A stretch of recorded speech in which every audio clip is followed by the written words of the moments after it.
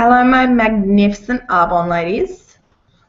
We're up to week 3. It's 7:29, so we're a minute off from starting. Once again, like always, we have a Q&A button up on the corner here. So if you have any questions throughout the presentation, please pop your questions in there, and I'll answer them as we go along.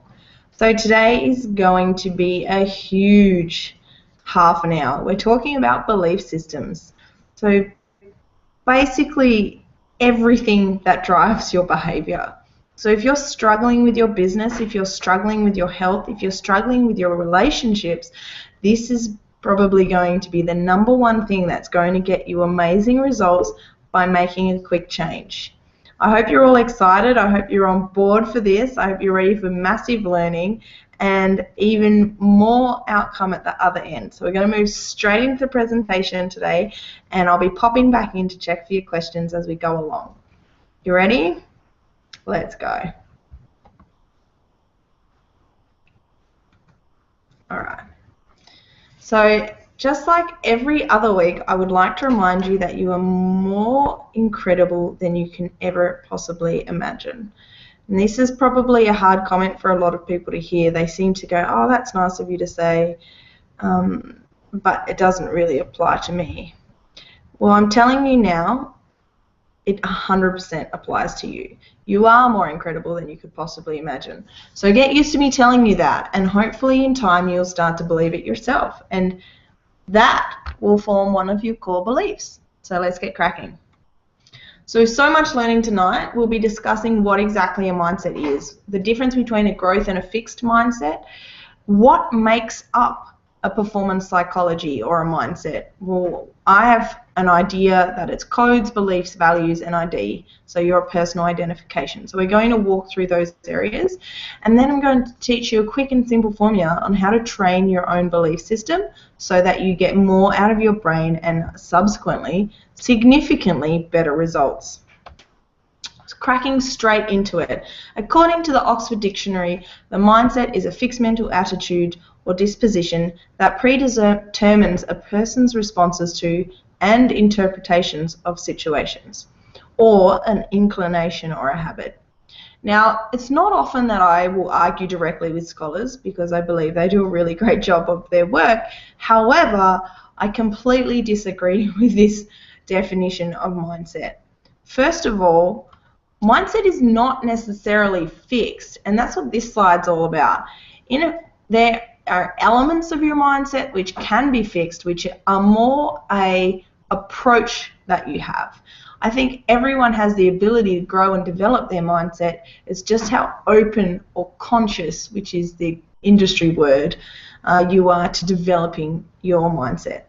So in a fixed mindset, people believe that their basic qualities, intelligence, talent, outgoingness, are simply fixed traits. They believe that the talent that they have currently is what's going to determine their success. In a growth mindset, people believe that anything can be learnt as long as you work hard and you're committed to it. Brains and talent, just starting point.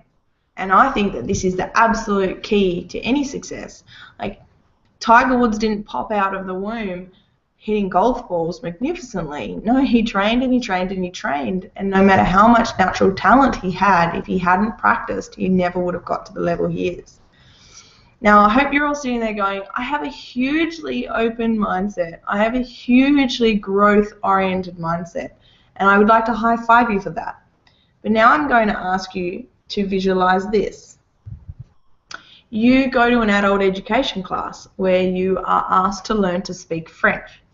You don't know how to speak French yet, and the teacher asks you to come to the front of the room and speak French to them. The teacher opens with "Comment allez-vous? Je m'appelle Lorraine," and you stand there stunned. You think, I can't speak French. I don't know how to speak French. Why would anyone ask me to come to the front of the room and try and speak French? That, my dear, is a fixed mindset. You don't yet know how to speak French, but no one ever knew how to do anything once. It's hard because, especially I think as women, we compare ourselves drastically to people around us. I mean, in Arbonne you have an upline, and the people above you are probably doing a really great job, which is why they attracted you into the business in the first place. But I would like you to consider an open mindset that you can grow and develop, and you're absolutely fabulous in your own way. You do you best. So stick with that and continue to grow in everything that you do. So my version of a mindset comes from extensive reading through a lot of the scholars over the last few decades and beyond. Napoleon Hill talked about it a lot. And he said, we're a code. We're all just a bunch of codes, like a computer. Now, it's hard to consider that we are a computer because we are humans most of the time. But essentially, we are a bunch of stories that we tell ourselves every single day. It's that little voice inside your head that tells you the same thing over and over and over again. Now, most of our stories are so ingrained in our life that we actually don't even know we're running them.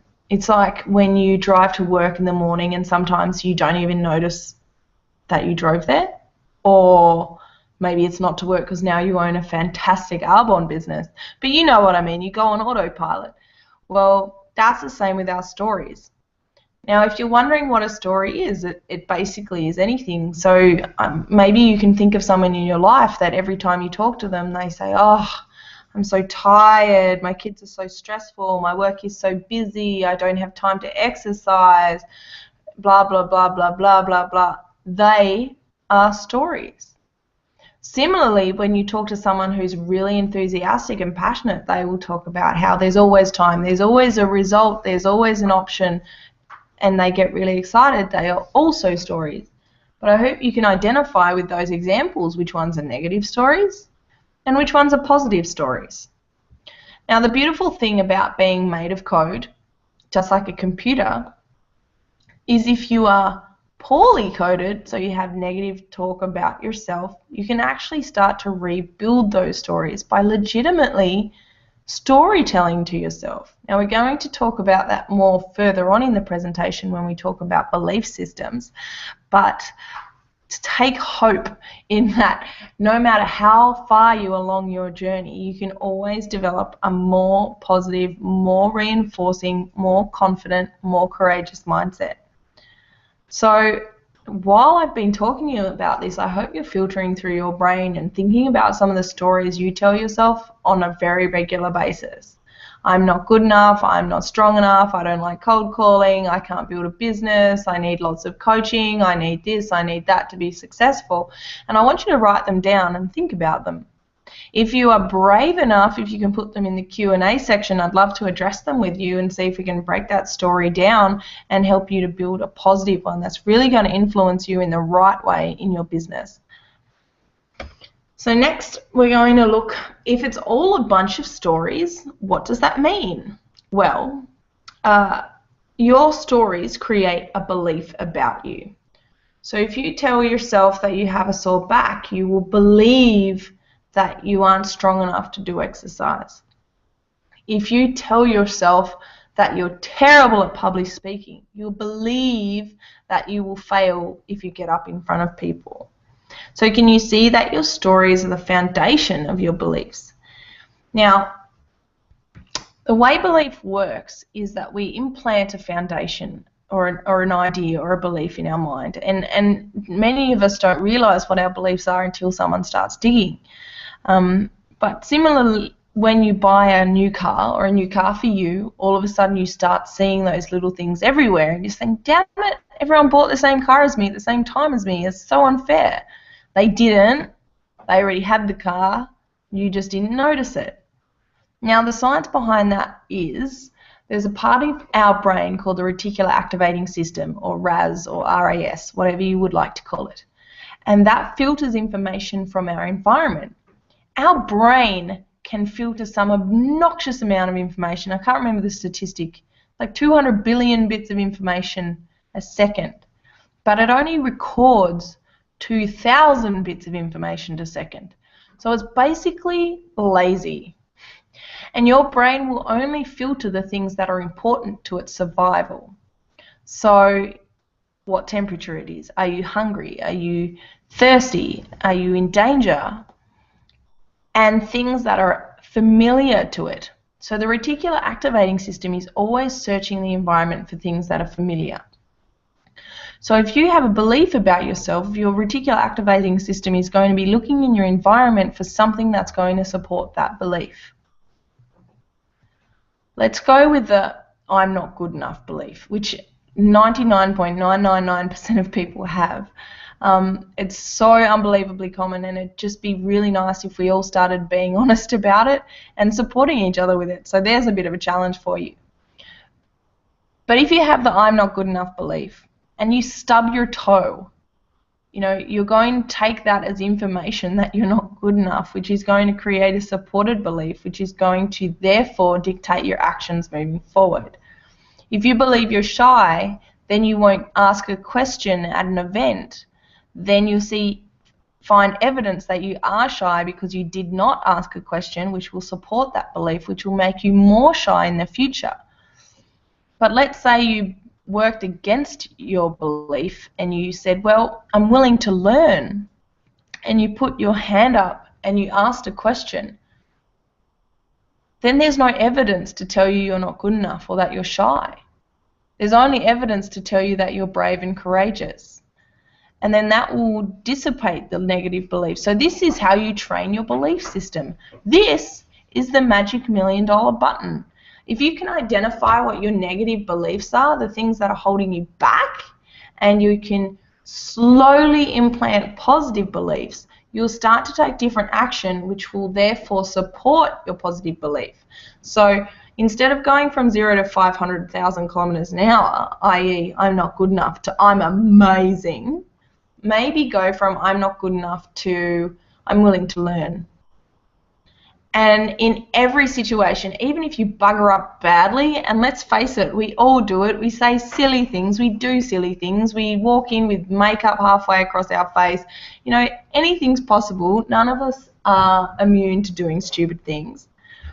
But if you have the belief system that you're willing to learn, are you as offended by your actions?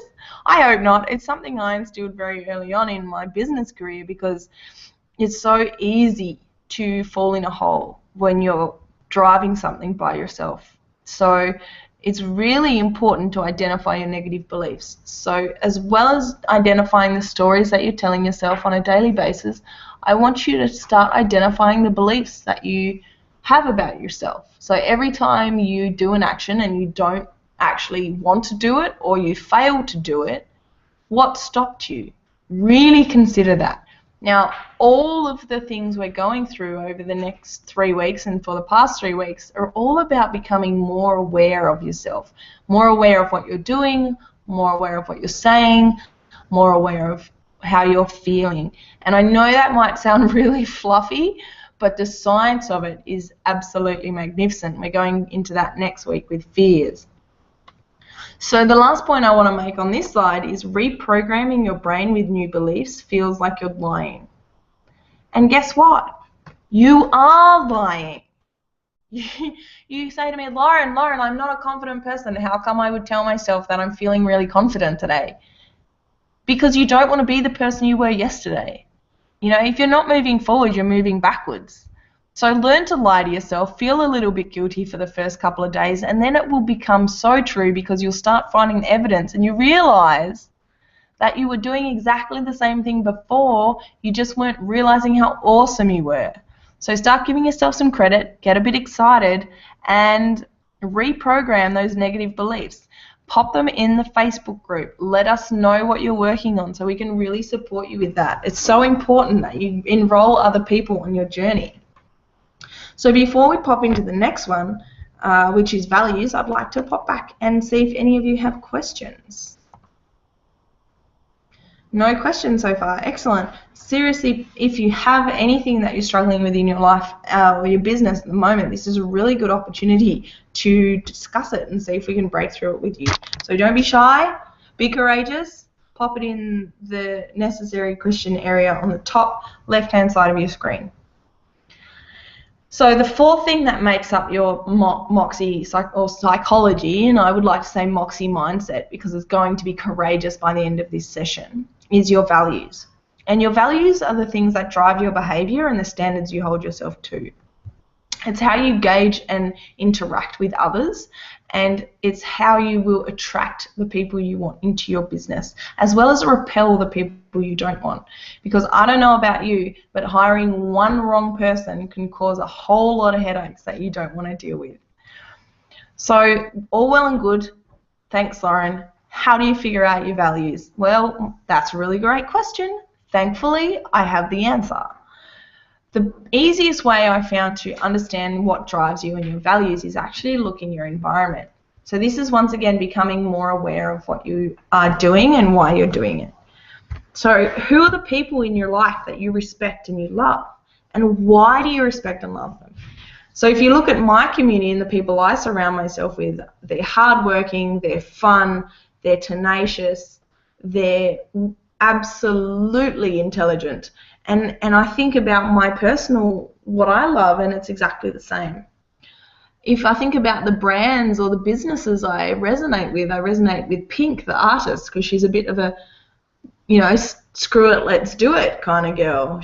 I love Lorna Jane because she's athletic and healthy. I love Coca-Cola, even though I don't drink the stuff, I think it's terrible for you. It has such a happy feeling and a happy vibe to it. So if I look at all the things in my environment that I resonate with and that I enjoy in my life, it pretty quickly tells me what my values are. So your values have to align with your business and what you actually want to achieve. If you don't value hard work, then how can you run a business? If you don't value integrity, then how can you present to the public? This is something that you will work on as you grow, and identifying now that you might not have the values that are needed to grow your business is the best thing you can do, because then you can implant new values. And the way to implant new values is actually to act in a way that someone with those values would act, and embed it in your life. So if you want family to be a higher value in your life, you just start coming home from work earlier. It's as simple as that. No one has any right to tell you how you live your life. You make every decision in your life. You might not feel necessarily like you have a choice, but I'm here to tell you now you do. The reason you took up Arbonne is to give you more choice. That's likely, and I'm applauding you for that. Brilliant. So make the choice about what values you want to hold to that are really going to impact your business. Do you want to be fun? Do you want to be cheeky? Do you want to be lazy? Like, that's fair too. If you just want to get a whole bunch of people that are going to do their own ordering, then build your business like that. Like, seriously, there's no right or wrong. You get to choose. This is the beautiful part of it. And you can run as fast or as slow as you want. There are people around you that will support you with whatever you choose to do. So I'm just going to pop back in and see if we have any questions. There are no questions so far. If you can tell me what your top values are that you want to bring through your business, that would be a wonderful photo for the end of the session. So the last thing that makes up your mindset or your psychology is your identity. And this is your personal identity, who you consider yourself to be. So if you ask yourself, I am, who am I? I am smart, I am funny, I am a bit klutzy, I am, this is how you identify with yourself. So watch your language over the next few weeks. Tomorrow you might identify, you say, oh, I'm not good at that. I'm not very funny. I'm not very charismatic. I'm not. These are how you're identifying with yourself. Be really careful about the words you choose. Be deliberate. Once again, it might feel like you're lying to yourself, but it's so extremely important to build your own identity to support what you want out of life. And it's not just with your business. Like, I'm a wonderful lover. I am a great girlfriend. I'm a brilliant wife. I'm a caring daughter. I am. All these things will change the way you behave, because you can't believe one thing and do another unless you're doing it deliberately, and then you're implanting. But if you believe you're a supportive and kind and wonderful woman, do you think you can do something bitchy and awful? You know, anything is possible, but your chances of congruent behavior and aligned outcomes are much higher when you identify yourself in a certain way. So over the next however long you're willing to implement this and learn, I hope that you'll do it daily for the rest of your life. Check your language. Check how you're identifying yourself. Check who you're hanging out with. Check if your behavior is aligned to your values. Check if you have any negative beliefs holding you back. And check what stories you're running, because the world is made up of a whole lot of different stories. And whatever stories you choose to run is your decision. Now, I just came off a training weekend for 3 days with Kerwin Ray, who's Australia's #1 marketer, and I paid a ton of money to be part of his group. And I was saying to someone, I'm not very good at planning. I struggle with planning. And they were like, story. And I got a little bit irritated, because I was like, actually, I don't have the skills that I would like to yet to plan, and I don't think that's a story. And she said, no, that sentence was not a story. That was taking accountability for what you want to learn. But I'm no good at planning is a story and an identity that you've built about yourself. And it really shocked me, because I run this stuff every day. I think about this every day, and I find that the moment I surround myself with people who are conscious of this behavior and what I'm actually doing with my choice of words, I get picked up all the time. So no matter how much you practice and how much you are conscious, having other people around you to A, notice your stories, and B, pick you up on them is so important. So my challenge to you as a community of Arbonne women is actually to monitor each other's language. And I'm giving you a lot of challenges over these 6 weeks, but seriously, if you want to operate at the top 10% of women, if you really want to take control of your life, have more time with your family and more disposable income, then this is your unfair advantage. Training your mindset and be willing to work around problems, not try and go through them, is going to save you so much heartache. And I guarantee you, if you learn to practice behavior against what you naturally believe and embed those new beliefs, you will get massive results. There's a saying, to get different results, you have to do things differently. Start with your mindset. As always, I want to leave you with a question. How badly do you want it? You can have anything you want if you are willing to give up the belief that you can't have it, by Robert Anthony. You're the only thing that's standing in your way. There's enough training, there's enough support, there's enough knowledge in your brain, there's enough giggles in your repertoire that you can make this business work. So ask yourself every day, how badly do you want it? Are you willing to work? And if you're not, acknowledge that and be comfortable with that. And absolutely applaud yourself for coming to that realization. But you can do anything if you just stop telling yourself you can't. Now, this is a harsh learning, and I definitely still learn this every single day, but raise your level of consciousness, raise your level of awareness, and you'll start to get different results. So we're going to go back to the screen now. We're back in our office, which is exciting, with my lovely white wall. Oh, Kelly's online. She said the values she brings to her business are integrity, love, and a willingness to learn. That is brilliant. Not only are you loving the clients you're serving, they will feel loved and they will project that love to other people. You're not going to then attract aggressive or lazy or people that you don't want in your business. You'll find that your workshops are a lot more calm, a lot more fun, and honest. Like if someone asks you something about your product, you can honestly answer, and you're not in it necessarily for sales, and that's going to come out and reflect in your results. Absolutely. Thank you for that, Kelly. That's awesome. So we have 6 more minutes, and I'd like to go back to the stories section. The thing with stories is they impact our physiology. So I want you to think about a positive story you have about yourself. You're strong, you're talented, you have integrity, you have strong values, you're an amazing mother, you're a great consultant. And see what it does to your actual body. So when you're telling yourself these stories, you're releasing dopamine and a couple of the other really great positive energy hormones into your body. You're sitting up straighter, you're probably smiling, your voice lifts.